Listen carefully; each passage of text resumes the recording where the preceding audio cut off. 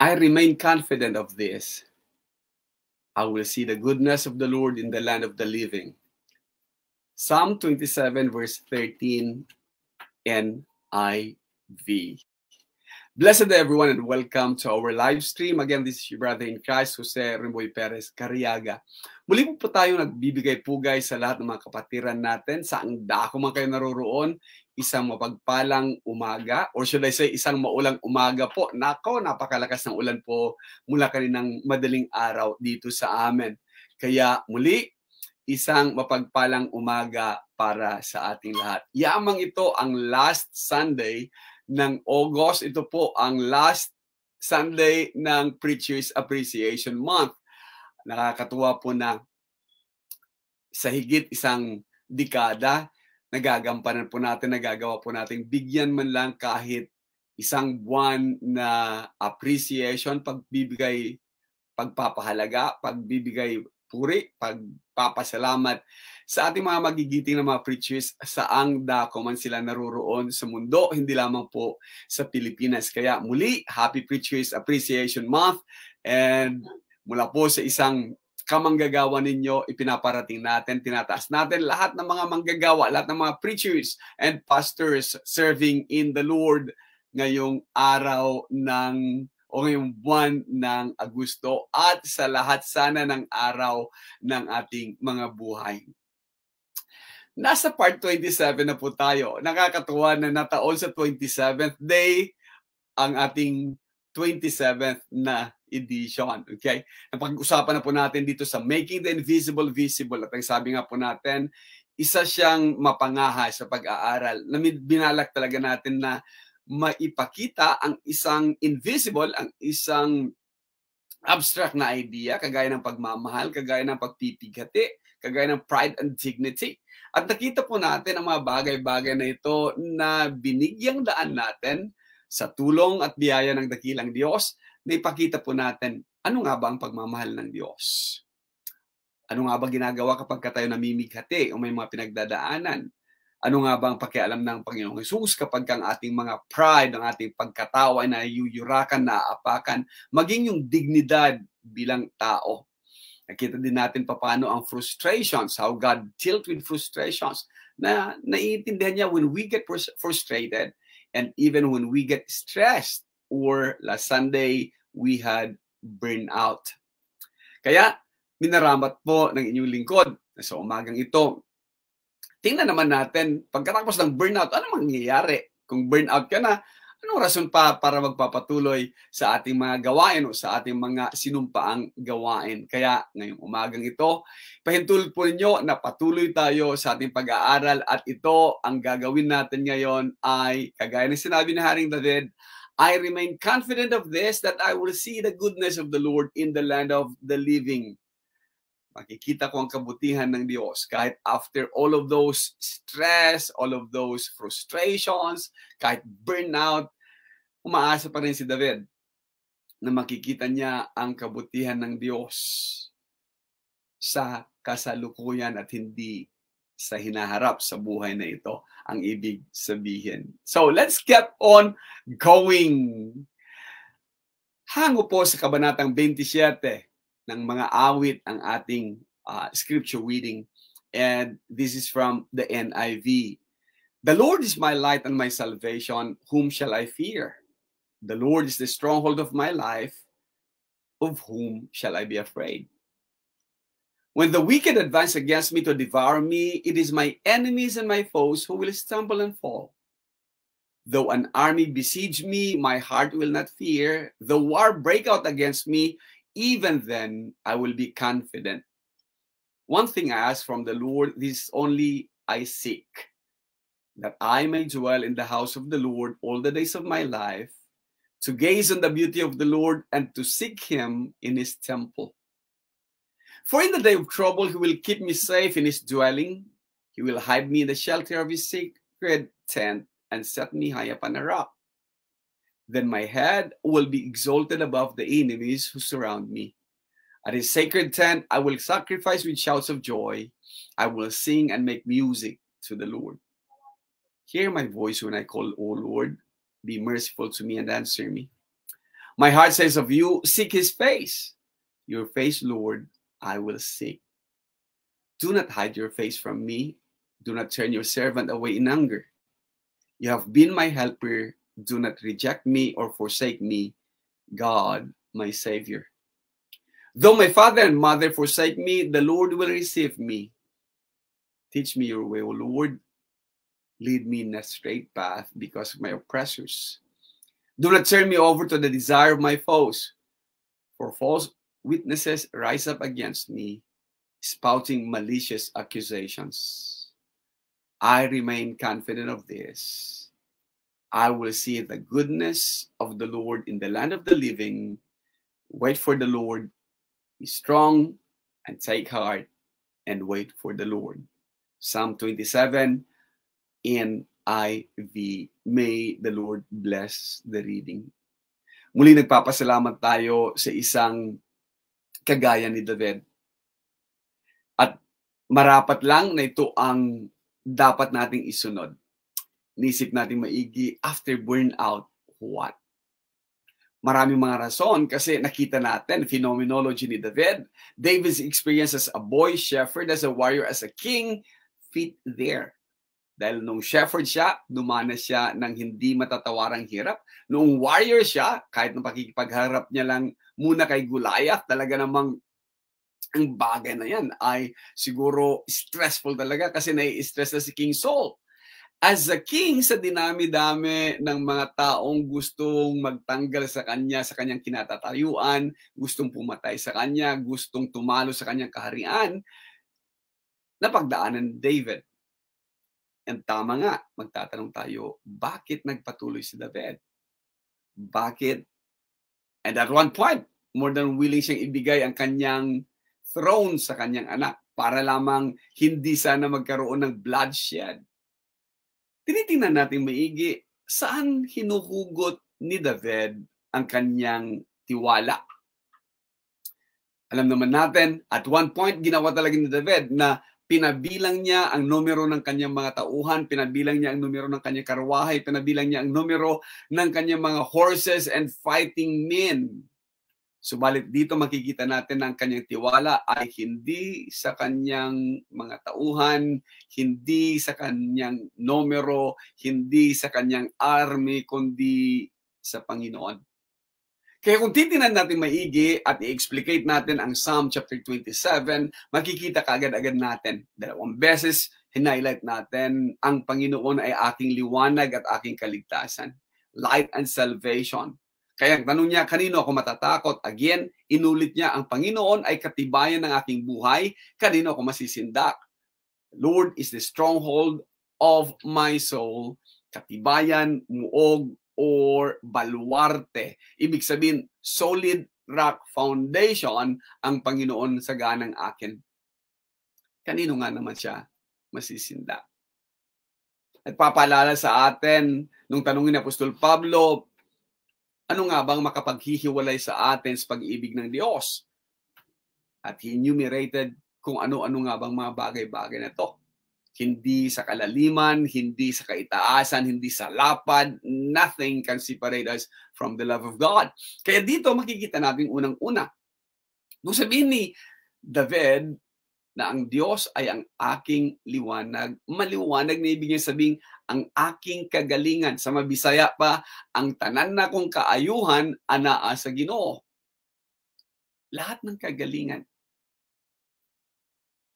All of my well-being is in the Lord. Kaya tingnan nyo itong talatang 2 nang dumating and then in-underline natin ang bawat anumang bagay na dumating sa kanya. Sabi niya, nang dumating sa akin ang mga manggagawa ng kasamaan, ang mga kaalit, kahit na isang hukbo ay humantong laban sa akin, kahit na pagdidigma laban sa akin, gayon man may tiwala pa rin ako. Sapagkat ang aking muog, ang aking tanggulan, ang aking sanctuary, ang aking shelter ay ang Panginoon. Manggagawa ng kasamaan, kaaway, kaalit, hukbo man ito or mga mandirigma man ito.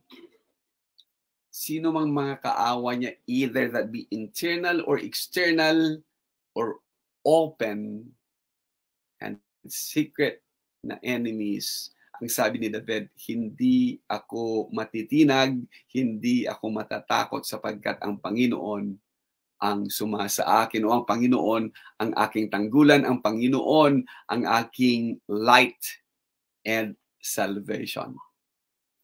Tingnan natin maigi. Sa Filipos, Kabanatang 3, talatang 18, makarelate tayong maigi dito mga preachers. Nakaka-relate tayong maigi and connect much, sabi nga natin. Sapagkat ang Apostol Pablo man din, nung pinapaalalahanan niya ang mga manggagawa natin, ang mga kapatiran sa Filipos, na sinasabi niya, marami nga ang mga nangangaral out of selfish ambition. At marami din ang mga mangangaral na out of love.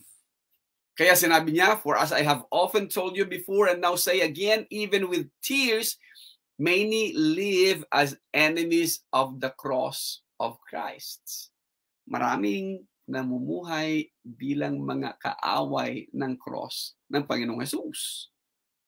Nakakatuwa nga lang, mas madaling tingnan, malaman kapag ka open enemies. O kapag kalantaran na kaaway, ang pinakamahirap ay yung mga secret enemy. Dahil kapag kakaharap mo sila, maganda pakikitungo sa iyo, subalit pagka nakatalikod ka, ito na, nananaksak na ng patalikod. Kaya ang sabi natin, mas maigi yung diritsahang kaaway kaysa patagong kaaway na nagkukunwaring kaibigan. Kaya sa talatang 4, sabi niya, isang bagay ang hiningi ko sa Panginoon. One thing, one wish, ultimate quest, or kung tatawagin natin, life goal ni David sa kanyang buong buhay, sa kanyang tanang buhay, all the days of my life, ang kanyang bukod tanging hinihingi at hinahanap ay makapanahan ako sa bahay ng Panginoon, which is impossible. Sapagkat walang tumitira talaga sa templo. Subalit ang kanyang magustuhan o kanyang pinangarap ay makapanahan ako doon upang sa gayon makita ko sa lahat ng kaarawan ng aking buhay ang kagandahan ng Panginoon. To gaze upon the beauty of the Lord all the days of my life, at lahat ng katanungan ay masasagot sapagkat mag-uusisa sa kanyang templo sa araw-araw. Napakasimpleng kahilingan, napakasimpleng life quests. Single-minded lang, no? One goal, to dwell in the house of the Lord forever, to gaze upon His beauty, and to inquire in His temple. Kaya sa talatang 5, sabi niya, sapagkat sa kaarawan ng kabagabagan ay iingatan niya ako na lihim sa kanyang kulandong. Sa kublihan ng kanyang tabernakulo ay ikukubli niya ako, kanyang itataas ako sa ibabaw ng isang malaking bato. A shelter in the time of storm. Sanctuary. Isang dakong kublihan, isang dako kung saan makakahanap ka ng kapahingahan, makakahanap ka ng proteksyon, makakahanap ka ng provision, makakahanap ka ng mga bagay-bagay na magbibigay sa iyo ng kapayapaan at bukod tanging sabi niya, shelter, sanctuary, isang taguan is the Lord. At talatang 6, at ngayon matataas ang aking ulo sa aking mga kaaway sa palibot ko at ako'y maghahandog sa kanyang tabernakulo ng mga hain ng kagalakan. Ako'y aawit ng mga pagpuri sa Panginoon. Totoo nga naman. Magkaminsan natatanong tayo mga manggagawa at mga ministro, mga preachers, na sa kabila ng lahat-lahat ng pinagdadaanan, bakit naghaham ka pa rin ng praise songs? Bakit kumakanta ka pa rin ng mga kantang papuri sa Panginoon? Bakit masasayan pa rin ang mga awiting inaawit mo, sinasambit mo? It is because of who we are. Nakakatuwa sapagkat sa ilan, ang sasabihin nila, kung ako ang nalagay sa kalagayan na yan, siguro matagal na akong bumitaw or sisigaw ng gusto ko ng bumitaw. Kaya marapat siguro ilagay muna natin dito na sinasabi ni Augustine, nasabi niya, the truth is like a lion. You don't have to defend it. Let it loose. It will defend itself. Sa mga kaaway, sa mga taong nasa palibot, either that enemy is open or secret enemy, ang sabi ni Augustine, let it loose. You don't have to defend it. Sa mga nakakaalam, may mga taong patuloy na nagsasalita ng kung ano-ano, at ang inaasahan ng iba ay, bakit kasi, Brad Ron, ba't ka kasi hindi nagsasalita? Ba't ka kasi hindi nagpapaliwanag sa ganang iyo? Sapagkat ang naririnig lamang nila ay itong pawang whatsoever. Naniniwala tayo that the truth is like a lion. You don't have to defend it. So, let it be. And the truth shall set you free. Alam ko yung iba, nahihiya lang nabanggitin sapagkat nung nalaman nila kung ano ang punot dulo, nung una, ganito, ngayon, hindi talaga makatingin ng diretsahan. But things happen. And even in the ministry, things happen. Kaya itong dalangin ni David, talatang 7, pababa, lahat-lahat yan ay mga dalangin ni David. Dito lamang mag-uumpisa ang dalangin ni David. From verses 1 down through 6, unang-unay pinakita muna ni David ang kanyang pagtitiwala sa Panginoon kahit na anuman ang dumating sa kanya, hindi matitinag, hindi mababago, hindi matatakot. At ngayon, ito na ang kanyang dalangin. Dinggin mo, O Panginoon, pagka ako'y sumisigaw ng aking tinig, maawa ka sa akin, sagutin mo ako. Highlighted natin, dinggin mo, maawa ka, sagutin mo ako. At nang iyong sabihin, hanapin yung aking mukha, ang aking puso ay nagsabi sa iyo, ang iyong mukha, Panginoon, ay hahanapin ko. Kaya nga, mayroon siyang one quest in life, mayroon siyang single vision to gaze upon the Lord, the beauty of the Lord, all the days of my life. Kaya dito, papasok pa rin talatang 9, huwag mo ikubli sa akin ang iyong mukha, sapagkat iyan ang kanyang quest, yan ang kanyang pinapangarap, yan ang kanyang hinaing, makapanahan sa bayan ng Panginoon upang makita ang kagandahan ng Panginoon all the days of my life. Kaya huwag mong ihiwalay ang iyong lingkod ng dahil sa galit. Ikaw ay naging aking saklolo, huwag mo akong itakwil o pabayaan man, O Diyos, ng aking kaligtasan. Not only did David emphatically said, the Lord is my light and my salvation, dito, sinasabi na niya, mayroon na akong mga pinagdaanan. Ikaw ay naging saklolo. May record na, may track record na ako sa pagliligtas mo, Panginoon. Mayroon na akong hindi mabilang dito sa aking likuran kung ilang beses mo ako tinulungan, ilang beses mo ako pinagtanggol, ilang beses mo ipinakita, itinaas sa kalagitnaan ng aking mga kaaway. Kaya nga, yung hindi natin talaga makalimutang awit kabanatang 23, you prepared a table in the presence of my enemies.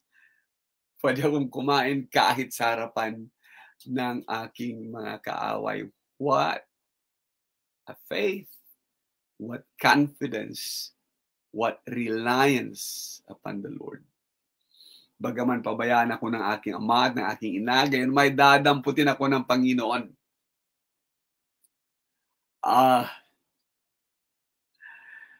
Nakakatuwa. Physical family may fail us. Physical family support may not be there. Relatives, kamag-anak, physically, kagaya kay David, ang kanyang paboritong anak, ang kanyang panganay, binalak agawin sa kanyang trono. Yet, even then, hindi siya iniwan ng Panginoong Diyos. Kaya yung susunod na talata, sinasabi niyang, ituro mo sa akin ang iyong daan, o Panginoon, at patnubayan mo ako sa patag na landas. Sa aking mga kaaway, huwag mo akong ibigay sa kalooban ng aking mga kaaway, sapagkat mga sinungaling na saksi ay nagsibangon laban sa akin at ang nagsisihinga ng kabagsikan.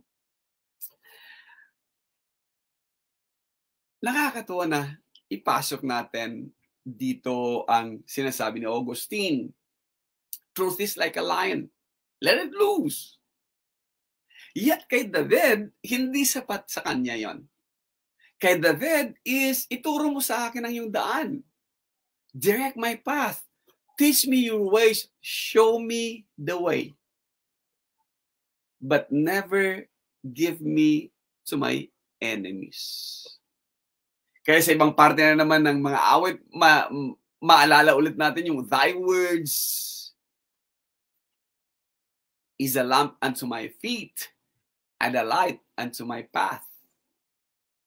Kaya napakaganda na makita natin that after lahat-lahat ng frustrations, lahat-lahat ng stress, lahat-lahat ng mga bagay-bagay na pinagdaanan, even burnout, marapat lang siguro ng isang mangangaral o ang isang ministro, ang isang preacher, manatili at hingin lagi sa dakilang Diyos, ituro mo sa akin ang iyong daan. Because sometimes, kapag ka naiipit tayo, bumabalik tayo sa ating sarili na sasabihin natin lintik lang ang walang ganti. Or at times, gusto nating protektahan ang ating karangalan, ang ating pride, ang ating dignidad. And even at times, we want to get even against sa mga sinungaling na saksi. O nakakatawa si David na sabihin niyang, ituro mo sa akin. Direct my path. Show me the way. Kaya, it is always good that after frustrations, after stress, after being burnout, maintindihan natin saan nga ba tayo maghahanap ng strength o ng kalakasan. Kung may false witnesses na noong panahon ni David, even sa ngayon, mas madami. Kung nakapag-produce ka ng false witnesses upang i-convict si Jesus at pakawalan si Barabbas, then sino ba ang mga preachers and pastors na hindi magsusukom sa mga false witnesses? And they abound. Hindi ito external, kundi internal. Ang tawag doon ay wolf in sheep clothing. Magkaminsan, hindi natin naiintindihan o hindi natin nalalaman ang mga wolf in sheep clothing. Paano nga ba malalaman ang isa ay tupa at ang isa ay lobo? Magkakakulay lang naman yan. And they buy their own companies. BY lang sana, hindi pala BUY. Intended. Sapagkat magkamisan, they do things. Physical present here, physical na pagbibigay just to gain something na kilalanin among the company of believers or among the company of leaders and preachers. They buy their company. And start proliferating lies. Yet napakadali pong makuha o makita o malaman ang kaibahan ng isang tupa sa isang lobo. At bagamat ayaw aminin ng mga lobong ito na lobo talaga sila in sheep clothing, ganito lang po ang ating napakasimple na pagbabatayan ng kaibahan ng tupa sa lobo. By what they eat. Ano bang kinakain nila? Saan ba sila masaya o saan ba sila nagpa-prosper? Sheep eat grass. Ang mga tupa kinakain niya grass. Ang mga lobo kinakain nila tupa.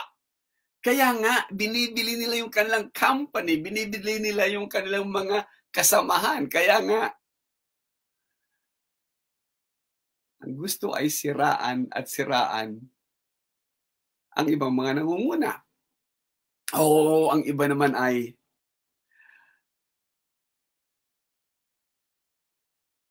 paimbabaw din. Yet, part of making the invisible visible is for preachers. Na bagamat alam natin na ganito ang mga nangyayari, we stay true to our calling na mangaral ng good news. At pilit na pilit po na ayaw sana nating gawing medyo maasim ang mga pagtuturo natin. Kaya talatang 13, tingnan niyong maigi. Ako sana'y nang lupaypay, kundi ko pinaniwala ang makita ang kabutihan ng Panginoon sa lupay ng mga buhay. Napakadaling ang mag-give up sa fight. Napakadaling ang bitawan ang pagiging preacher, ang pangangaral. Napakadaling ang madismaya sa mga nangyayari sa ating paligid. Yet, what keeps us on keeping on is that umaasa tayo na makita ang kabutihan ng Panginoon in this life. Sa buhay na ito. And so, we remain optimistic. Na bagamat walang help on-site at wala talagang pag-asa na matutulungan tayo, kahit na sabihin mong I'm experiencing burnout, wala talagang mag-i-extend ng kamay. Truth is, nabalitaan ko ng mga panahon na may mga pinagdadaanan ng mga panahon na may diretsang nagsabi, ikaw pala kailangan makipagkita kay Boyet. And then when they were reaching out, group of leaders are about to reach out, pinigilan sila ng mga magagaling na mga leaders themselves. And so, hindi na sito. Yet ngayon, it seems to me like bumabaliktad yung ikot ng tadhana, kung may tadhana mang nasasabihin, yung gulong ng palad umiikot. And the same thing, some people are crying out for help, and yet no help inside. Mga kapatid, sabi niya sa talatang 14, mag-antay ka sa Panginoon. At nag-antay nga, ikaw ay magpakalakas at magdalang tapang iyong puso. Oo, umasa ka sa Panginoon. Wait for the Lord. There's no other way. Wait patiently for the Lord. Kaya nilagay ko ang ESV, pero dahil ang ESV, ang sabi niya, wait for the Lord, be strong, and let your heart take courage. Wait for the Lord. Maghintay ka sa Panginoon. Magdalang tapang yung puso. Umasa ka sa Panginoon. Hope for the Lord. Maalala natin ang nasusulat sa Isaiah, kabanatang 40. Kasi sinasabi niya, even youths shall faint and be weary, and young men shall fall exhausted. But they who wait for the Lord shall renew their strength. They shall mount up with wings like eagles, and they shall run and not be weary. They shall walk and not faint. Nakakatuwa. Halos nag-full circle na ang making the invisible visible. Frustrations, stress, being weary, anxiety, being exhausted, or being burned out, umikot na nga tayo. Nabuo na nga natin yung buong cycle o yung buong circle. Kahit tinan nyo maigi, ang ginamit natin ngayon dito ay Isaiah 40:30-31. Sinasabi niyang, you shall faint and be weary, and young men shall fall exhausted, burn out. But they who wait for the Lord shall renew their strength, and they shall mount up with wings like eagles. They shall run and not be weary. Hindi na mamamagod, hindi na magwe-weary, and they shall walk, at hindi na magiging exhausted or mag-faint o hihimatayin man.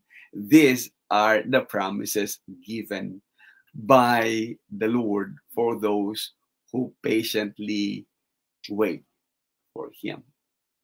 So sa lahat-lahat sa mga preachers, ito ang last na linggo ng pagbibigay papuri sa inyo sa ganang serye or sa ganang national or international na pagbibigay ng pagpupuri at appreciation sa mga preachers. Ulitin ko, Happy Preachers Month, and hopefully so this will renew your strength. Kaya muli, isang Happy Preachers Month o Preachers Appreciation Month sa ating lahat. Kagaya ng sabi ng Itbulaga, laman lang.